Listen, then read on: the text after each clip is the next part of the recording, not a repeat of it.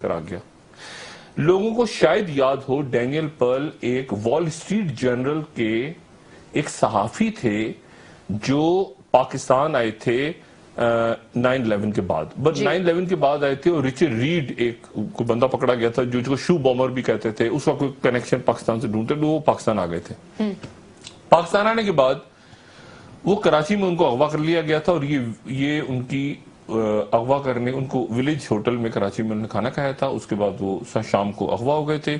اغوا ہونے کے میرا خیال ہے کہ 9 دن کے بعد یا 10 دن کے بعد ان کی لاش ملی تھی گڈاپ کے علاقے سے. عبدالستار ایدھی صاحب نے ان کی لاش اٹھائی تھی اور اس کو میں نے اس وقت رپورٹ اس لیے کیا تھا کہ ایک ہمارا چینل ہی اس وقت آن ایئر تھا, یعنی ARY ہی اس وقت پرائیویٹ چینل کے طور پہ تھا, کیونکہ یہ مئی 2002 کی بات ہے. جیو آیا تھا اگست 2002 میں.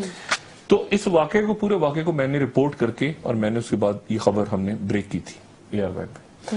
اچھا, اب میں ڈینیل پرل کا ذکر یہاں کیوں. ڈینیل پرل جو ہے وہ پاکستان آئے اور ڈینیل پرل مبارک گیلانی اور وہ ایک الگ کہانی. لیکن بہرحال سب کو ڈینیل پرل کا پتا ہے کہ ڈینیل پرل کا قتل ہو گیا تھا کراچی میں. ان کا جو قاتل ہے وہ اس کو پکڑا ہوا ہے اور وہ سکر جیل میں پتہ نہیں کہاں پہ. عمر شیخ اور اس کے بعد جو خالی شیخ محمد جن کو جو پکڑا گیا تھا القاعدہ کا, اس نے گنتانو بے میں کنفیس کیا کہ میں نے اپنے ہاتھ سے ڈینیل پرل کا گلا کاٹا تھا. لیکن امپورٹ میں کیوں ڈینیل پرل کہاں سے آ گیا اس پورے قصے میں.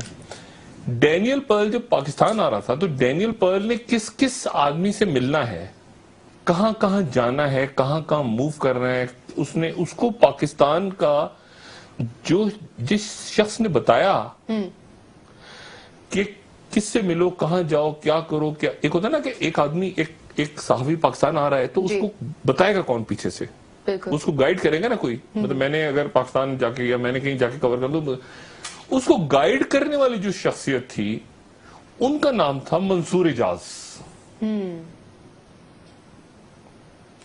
ڈینیل پرل پاکستان آنے سے پہلے منصور اعجاز صاحب مکمل طور پہ منصور اعجاز گائیڈ کر رہے تھے کہ اس سے ملو, اس سے ملو, اس سے ملو, یہ ایسے کر کے وہ پاکستان آئے تھے. اچھا, اب چونکہ حسین حقانی صاحب کا ذکر آیا تو اچانک میرے ذہن میں منصور, اور پھر میں نے کہا کہ میں نے منصور اعجاز صاحب کا نام سب سے پہلے کب سنا تھا.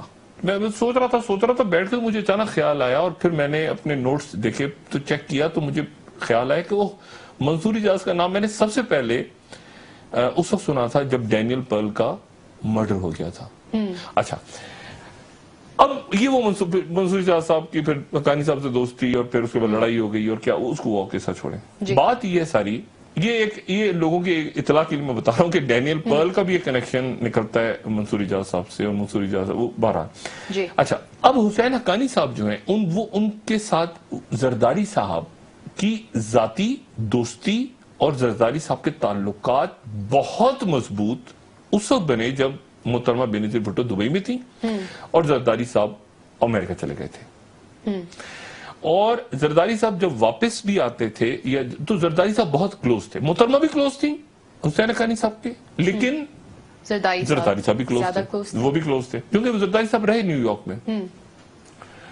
اب بینظیر بھٹو صاحبہ جو ہیں اور زرداری صاحب, جیسے میں نے پہلے کہا کہ ان کے تمام تر وہاں جو لابنگ ہوئی, جو کانٹیکٹس بنے, جو NRO ہوا, جو بھی معاملات ہوئے, سب سے زیادہ اگر اس کو لانے میں کسی کا کردار ہے تو وہ حسین حقانی صاحب کا ہے.